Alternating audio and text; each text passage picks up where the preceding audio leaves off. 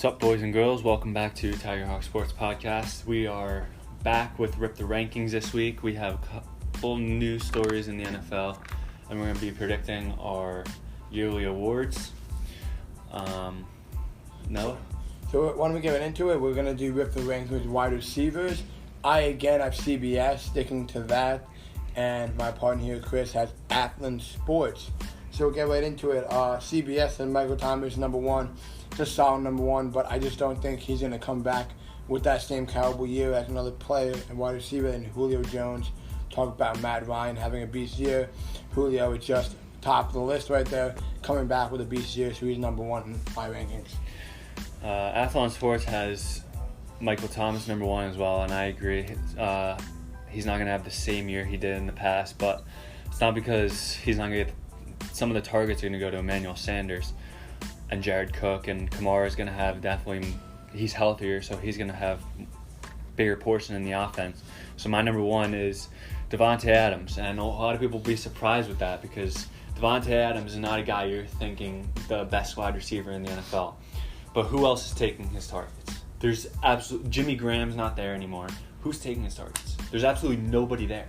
And you could say, yeah, they're going to double cover him now, but people tried to last year and they couldn't. He's one of the best route runners, if not the best route runner in the NFL. I like that. That's risky. That's bold right there with Chris. But, I mean, he's a bold guy. You got to pick people in scenarios that you think fit best. But I'll hit with my number two. So I kind of flip-flopped the CBS. They had MT at 1, and I have MT at 2. They had Julio 2, and I had Julio at 1. So I have Michael Thomas at 2. I think, yet again, not the same year, but he's still a top wide receiver in the league. And though touches may be limited for him, there's still plenty of opportunity for him to be a top 2 wide receiver. My number 2 is Julio Jones, along with Athlon Sports and CBS, because they both put Julio at 2 as well. And I think Julio, one of the greats, definitely the best receiver in the NFL in, the past 10-ish years? In recent years, yes. 10-ish years. He could stay healthy. He's someone you can interchange with Adams, 1 or 2. I mean, it's pretty much the same thing. So he's my number 2. So I like that. I mean, I had Julio 1, so you can see that we have a similar mindset here. But we'll go to number 3, and I've hyped the team up and Hopkins up for the last couple of weeks. So I have Hopkins at 3. I think he's not going to be the same receiver, but still a top 3 receiver. I mean, how could you now with the caliber he has? And yeah, there's other weapons there, and with the Cardinals there, but Hopkins is just a unique talent. You cannot not give him the ball. But CBS at Hill, and I like that pick. I just don't see him at number 3. Athlon Sports had Hopkins at 3, like you, but I had Michael Thomas at 3. I mean, Thomas gets a lot of targets. He has a lot of catches. Very rarely drops the ball. He's clearly Drew Brees' favorite target, and he's going to stay that way. I mean, there's no way you can't make a top 10 list, let alone not put Michael Thomas in the top 3. So that's why he's my number 3. So number 4, they had Hopkins, number 4, CBS, and I have Adams. Like Chris, my partner Chris said before. I mean, Adams, he's in Green Bay, and there's no one out there giving the ball. I mean, you think of Jones, he's a runner. He's not much of a pass in the backfield. So Adams definitely a top 5, and I have him in the top 4 here as a wide receiver. That is definitely going to get a big boost now that Graham is gone, and Aaron Rodgers loves throwing the ball at Adams anyway. So I want the Adams top 4. Athlon Sports had Mike Evans at 4, and I could see it, but I can't buy into it. Like, Mike Evans is sharing a field with Chris Godwin, Gronk now, and he's got Brady, he doesn't like throwing the ball deep, which is what Mike Evans is good at, catching deep balls. So I think Godwin's going to get a bulk of his targets for sure. But Mike Evans still is in my top 10, and at 4 I have DeAndre Hopkins because he's sharing a receiving core with Christian Kirk and Larry Fitzgerald, and Kenyon Drake's a good receiving back, but he's still a top 5 receiver. I mean, Hopkins could be one of the greats too because what he did in Houston was unbelievable. I mean, he had 1 drop, I think, all of last year, and you put him on a team with Larry Fitzgerald, who has more career passing yards than he does drops. Yeah. It's going to be deadly duo there. I agree with that. So, I mean, you can see we're kind of similar here, but So now I move on to number 5. Made Adams at 5. Yet again, I had Adams at 4. So I'm gonna do the guy that a lot of people will think that may be lower, maybe higher because of who's throwing the ball. But there's a lot of receivers ahead of him. But he's still a top 5 receiver, and that's Tyreek Hill. He came into the league as someone that not many people knew who Tyreek Hill was. Later on draft pick, coming in there, and he's been a phenomenal. I mean, last year alone, he was a phenomenal receiver. I think he was injured for the most part too. So coming back, being more healthy than ever with Mahomes is on a big deal, and coming back from the Super Bowl. I mean, Hill's top 5, no doubt in my books.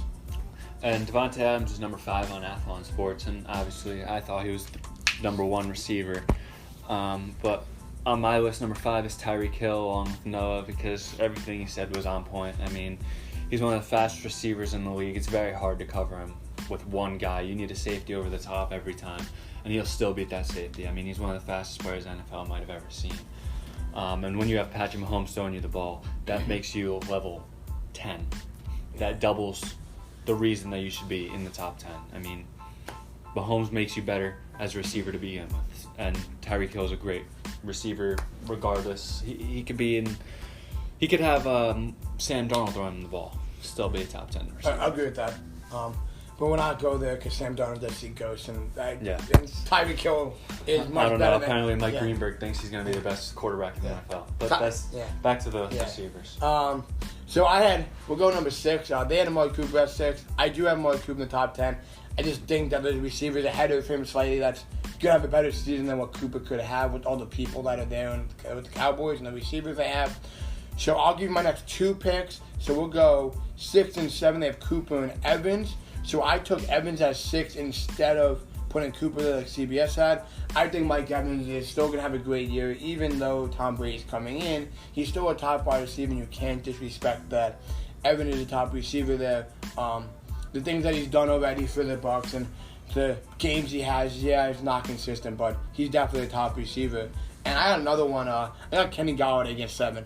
I think a lot of people sleep on Golladay. A lot of people don't know the true potential Golladay can give off. I don't think you can say he had an amazing season last year. He definitely had a top receiving. It would be the fantasy and for Stafford to have, and Stafford wasn't even there, and he was doing good. So with Stafford coming back and if he gets to healthy, I mean, Golladay a top receiver and definitely a top 10. And that's why I have him at 7 for me. My 6 and 7 on Athlon Sports was Tyreek Hill and Amari Cooper, and obviously I had Tyreek Hill at 5, and Amari Cooper's in my top 10. But my 6 and 7, I had Golladay 1 spot higher than Noah, and that's because Kenny Golladay had almost 1,200 yards. I think it was 11 touchdowns, 70 catches, and Matt Stafford only played like 7 games. Yeah, that was the 2 backup QBs you got there. Exactly. So you keep Matthew Stafford and Kenny Golladay together for a whole year. I think Kenny Golladay was on pace to put almost 1,700 yards. I think it was, and like 16 that's unreal. touchdowns. That's that's the best wide receiver numbers in the NFL right there. So I think he's gonna have a big year. And my number 7 was Mike Evans. And this spot I put Mike Evans just because he's been in Tampa Bay offense a little longer, but it could be either Evans or Godwin in this spot. It depends who Brady develops a connection with more. They both are very talented guys, and I think that spot could be open for either Mike Evans or Godwin. And then again, I just put Evans there because of the system. But why don't we just go on 8, 9, 10 on your list? All right, we'll head up that. But I agree with that. With these of Evans, it could be one or the other. I mean, depending on what Brady finds and who he likes more, because Brady has favorite receivers. But yeah, we'll head to 8, 9, 10. So 8, 9, 10 with the CBS was Allen, Godwin, and OBJ. I had at 8 Cooper. And like I said, I had Cooper before, lower in my thing because the other people ahead of him. He's going to get, I would say, less attempts to targets than he may have, but when he gets that ball in his hand, he's going to do good things. He's going to score touchdowns, and Dak already loves him and has that big connection with him there, so I have him at 8. 9, I have OBJ. Yes, OBJ an off year last year. I mean, to him, that's an off year. I mean, he did put numbers up, but it wasn't numbers up he wants to. And I've hyped the Browns up coming in with the new system, with the head coach, with an offense in mind, and hopefully Baker comes back to being better than what he was. Adding Austin Hooper to give him another target to worry about may open up more targets for OBJ and less double teams for him. So I have OBJ at 9. And I also have a guy at 10 that a lot of people don't see sleeping in the top 10. I think he's definitely worthy of being a top 10 receiver. And I have Stephon Diggs. You have Diggs coming in, being traded from the Vikings to the Bills, and he's not the number one. I mean, yeah, they may still have Cole Beasley, they may still have other receivers and pieces there.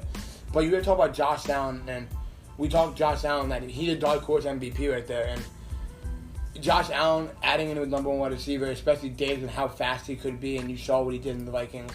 Being a number one now is a true top 10 receiver in my eyes. Athlon Sports had Godwin at 8, Diggs at 9, and Allen Robinson at 10. Godwin I understand, but 9 and 10 I think are completely awful picks to put in top 10 wide receivers. I mean, I don't really see Diggs being in that offense and being a top 10 receiver. I mean, he's definitely a talented receiver, don't get me wrong. Definitely one of the better in the league, but the Bills' offense isn't designed to throw the ball for 3,000 yards. So if Diggs gets 100 targets, maybe. Yeah, sure, he could be in the top 10, but I just don't see it. And Allen Robinson, on a high, can even put him in the top 10. I'd be embarrassed to put him in the top 10. I want to know what he's smoking. Yeah, I mean, he's one of the most inconsistent receivers in the league, to me. And you don't even know who's throwing the ball. I mean, well, that's a different story. I think Trubisky is very, very underrated. I mean, people just jump to conclusions about Trubisky. But that's another thing. My 8, 9, 10, Odell at 8, and I mean, when you talk about Odell, some people just keep putting him lower and lower in the rankings. And I want to know why. Why do you keep putting Odell at the bottom of the list? It's like Le'Veon. I kept saying it. Don't forget about him. He had an off year. So what? Hurt his ankle, and then he went to the Browns a year later. He's already got to learn a new offense. And he had the ankle problem, and he had all those locker room problems with Myles Garrett and Baker making all his comments. The coach wasn't doing anything. So that Browns team was a mess. And everyone put it on Odell. Oh, yeah, Odell sucks now. No. You took Odell, pure talent-wise, he's the best receiver in the NFL. Call me crazy, Odell is the most talented receiver in the NFL. Only reason I have him down at 8 is because he's sharing the wide receivers with Jarvis Landry, who's a Pro Bowl wide receiver. They got Austin Hooper. They still have Njoku as of right now. They have Nick Chubb, who's going to run the ball a lot. That's the only reason I have him at 8. But my 9 is Adam Thielen, because he's now a clear-cut number 1 with Diggs gone. I mean, they were sharing targets. It was pretty even for the both of them. And Thielen was even hurt last year, I'm pretty sure. So if Thielen continues to put up 1,000 yards a season and gets all those touchdowns, he made the huge play in the divisional or wild card against the Saints to send the Vikings to the next round, which was big. And he's another great talent to go undrafted and to be as good as he is. It's unbelievable, his story. And then at number 10, I have Amari Cooper. And Amari Cooper, since he's been on the Cowboys, has been unbelievable. And he's at 10 for me because he's sharing, again, wide receiving room with Michael Gallup, who put up 1,000 yards last season and is someone that is not talked about enough as well, and CeeDee Lamb, who's another weapon for the Cowboys. And I saw a tweet, I don't remember who it's from, but it was saying that Amari Cooper is a great receiver, Michael Gallup's a good receiver, and CeeDee Lamb's a weapon. And I thought that was a perfect way to describe the Cowboys' offense. And Amari Cooper's their guy. They got CeeDee Lamb to help Amari Cooper because he had injury problems last year with his foot. They want him to be able to take those breaks, to go on the sideline, to stay fresh. But I still think he's a top 10 receiver. I mean, he's Dak's guy since he's been on the Cowboys. No doubt. And we've always done this, and yet again we'll refresh. We're going to do a sleeper here, and the sleeper is not really someone that we think is a sleeper no one looks at. It's more someone that we didn't put on top 10 that can definitely sneak into the top 10 and be a top 10 receiver. So I'll go off Chris here. I'll go Adam Thielen. He had him at 9. I think he's definitely a sleeper. I mean, I only didn't put him in the top 10 because I think Kirk Cousins is a guy to be sharing the ball more around. I think he's going to have the weapons now. They've got Justin Jefferson in the draft from LSU, so that's another weapon he may have. They do love to run the ball down there with Kirk or Madison, whoever's running the ball. So I think with Kirk Cousins having the other weapons now, even though Diggs left, Thielen will put up numbers, but I think he could sneak in the top 10. I still think he's a sleeper here. My sleeper is Juju Smith-Schuster, and he was hurt all of last season. He was playing with 3 different quarterbacks, I'm pretty sure it was Big Ben, Rudolph, Duck Hodges. But if Big Ben, and he can have a consistent connection with Big Ben, Duck was MVP. There's no reason for Juju to not be in the top 10 and stop with that dark horse MVP because that comment is still awful. Like, absolutely terrible. But before we move on to the next segment, I just want to point out that these rankings, if you have trouble keeping up, we do make visuals of them, so we post them on our Twitter and Instagram, so you can go check it out there at Tigerhawk Sports. Moving on to our next segment, we have our Tigerhawk of the Week in Antonio Brown. And yes, he's not in the league, don't worry, but it was because he retired a second time. Heard he might break a record if he retires a third time. But on a real note, nothing against Antonio Brown. I mean, yeah, the off-the-field problems were definitely an issue, but little overhead case. That's a little media hyping it up a little bit. But as a player, Antonio Brown, all-time great. One of the best receivers in the 2000s decade, for sure. I mean, he went 6th round, I'm pretty sure it was. Yeah. And ended up having, he's at top of every record book. One of the best receivers again. If he gets another shot, it'd be great to see. I mean, you definitely want to see stars coming back to the NFL, but congrats on the retirement for him. Great player.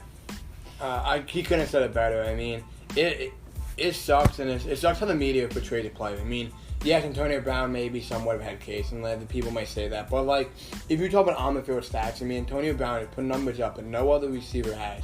And right now, when Antonio Brown was playing, I will be putting Antonio Brown in my top 10, hands down, probably even top 5 receiver, maybe even top 3. The way that if he was playing consistently and not being out for so long, because he's a top receiver. And I'm glad for retirement, and I hope that he can let this go aside and the NFL can put this aside and let Antonio Brown live his life, because he's done great things for the NFL, and people have to understand that as well. But before that, I will just say, Antonio Brown, Tigerhawk of the Week. That's it, final. But we'll move on to our news topic now, and it's a big topic coming in now.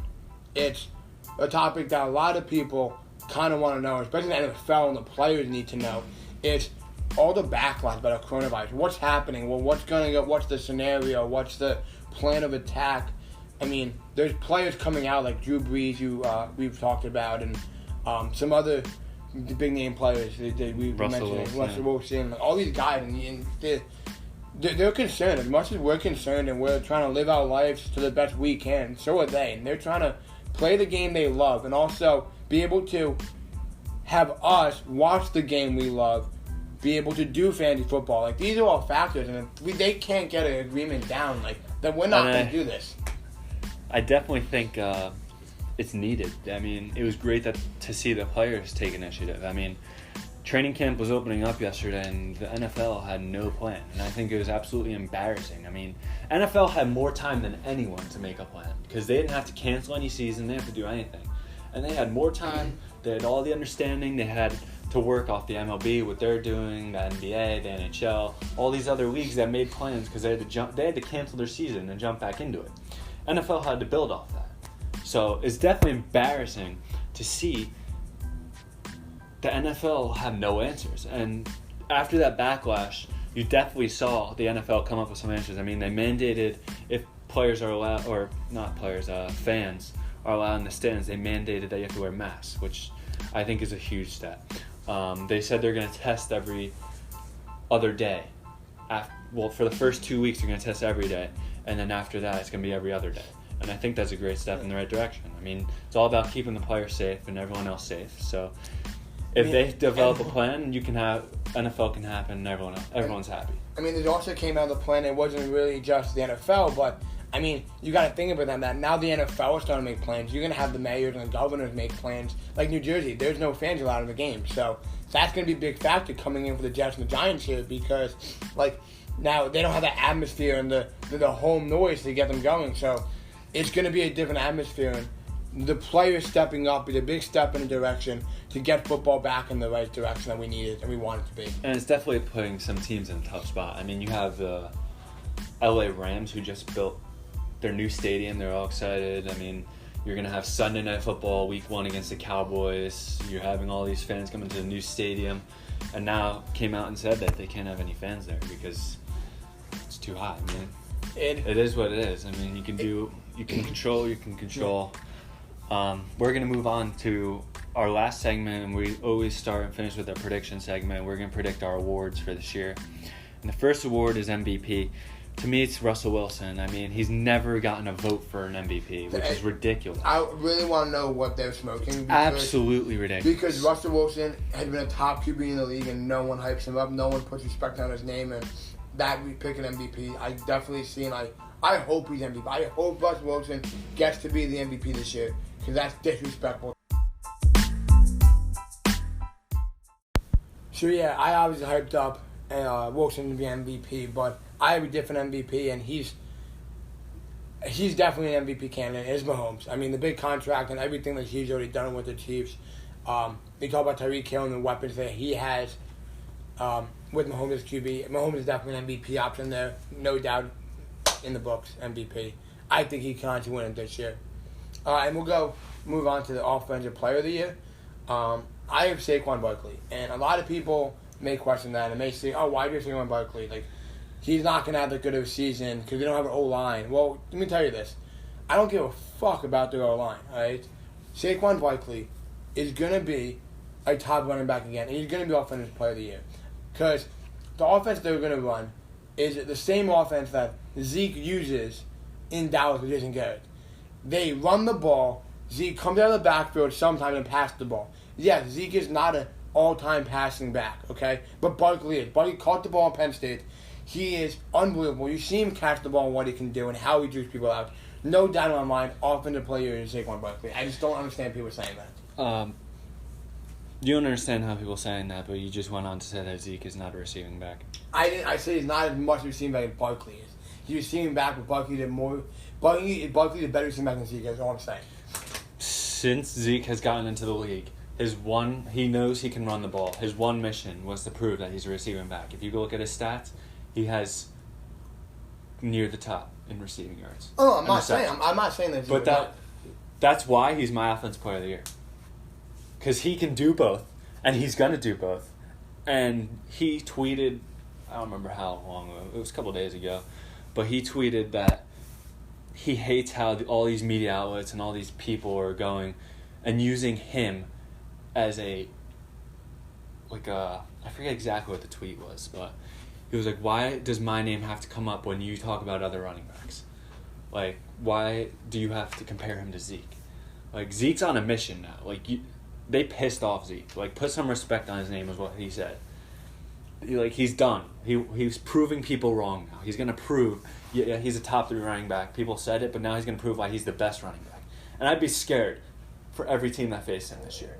You just got Ezekiel Elliott pissed off. Is he going to play, though? Because he did have coronavirus at one point in time. Okay, and that's even more of a reason.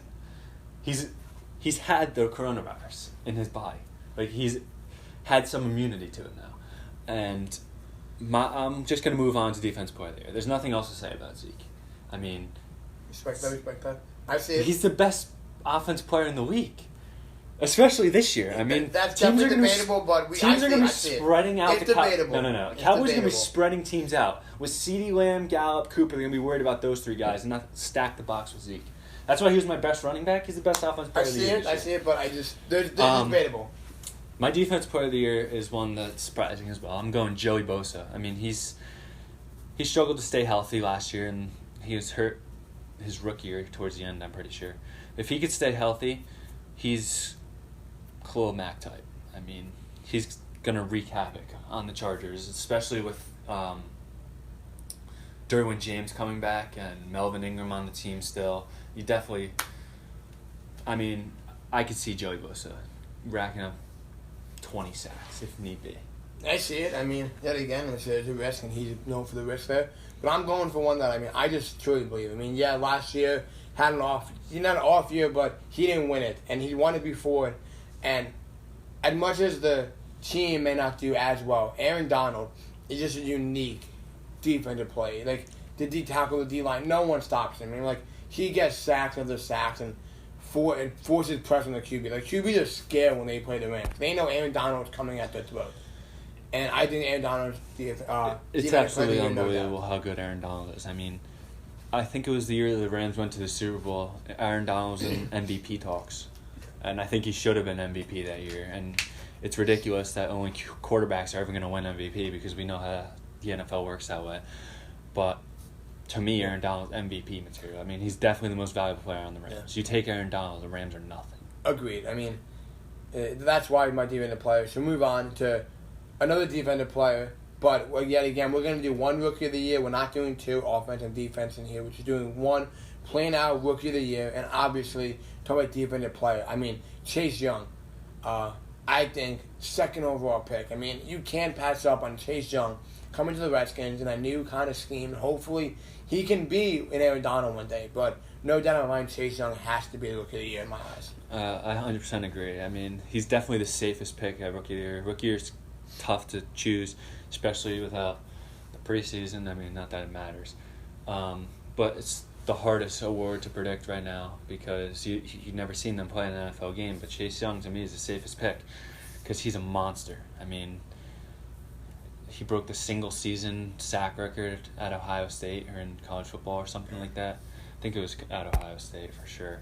But we share the same Rookie of the Year, Coach of the Year. I have Pete Carroll as Coach of the Year because Seahawks going to be one of the best teams in the NFL. I mean, they were 12-4 or 12-4, 11-5 last year, and they got better. I mean, DK Metcalf on that offense with Greg Olsen, Chris Carson.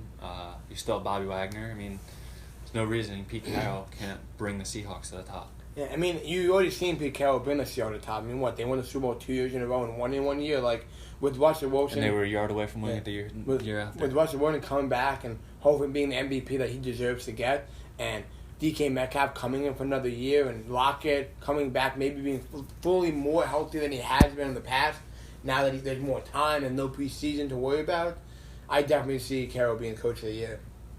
But we'll move on, and we'll go Comeback Player of the Year. Yet again, this one is definitely one that a lot of people, you may say, you can't be picking now, you already know now, but we are. And I picked Gronk. And there's a reason I picked Gronk here, and there was other people I may have in my mind, but I picked Gronk because, yes, I don't think Gronk is going to have the status and the yards he had when he was a Patriot and the years before.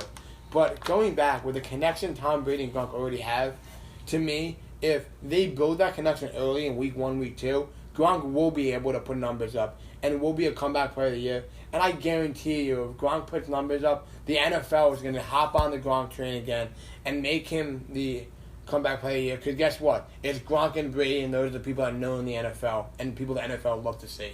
I mean, I was definitely going to be on Gronk for coming back to the NFL after sitting a whole year out. I mean, that was the same thing with Le'Veon when he did it as a Jet. That's why people have him so low. But Madden obviously showed Gronk love. They rated him a 95. I mean, I don't want to talk about Madden. Madden are it's. I really want to know what Madden is smoking because they have people up there and people below that just shouldn't be. But that's just disrespectful to everyone. My comeback player of the year is Matt Stafford. I mean, he played 7 games last year. He's definitely one of the more accomplished quarterbacks in the NFL. He played with Calvin Johnson. He has Kenny Galladay. He hasn't won many playoff games, if any. Hasn't gone to a Super Bowl. And I don't foresee that happening this year because I don't think the line's going to be that good. But Stafford's definitely going to have a good year. He's going to put the stats up. He should have around 3,000 yards, 4,000 maybe, have 30 touchdowns. He can definitely be comeback player of the year. I 100% see it happening. With that, it's the end of our podcast. So thank you guys for listening again. Don't forget to subscribe to our YouTube, follow us on Instagram and Twitter.